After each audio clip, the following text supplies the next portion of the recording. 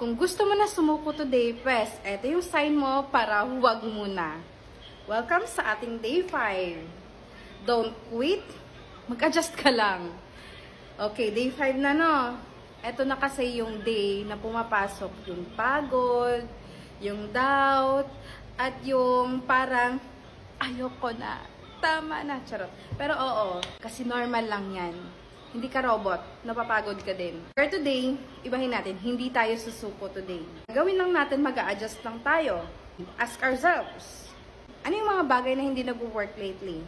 At paano natin ito mapapadali?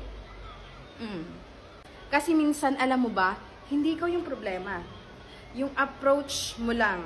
So instead na i-drop mo yan lahat, i-tweak mo lang muna.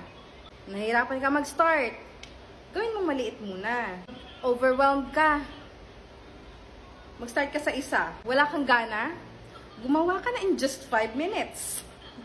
Kasi ang progress isn't about doing hard time all the time.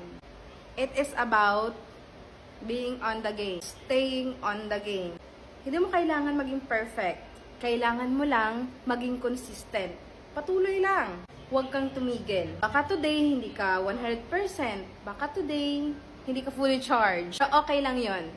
Kahit 10%, 20% ka lang today, at least, show up.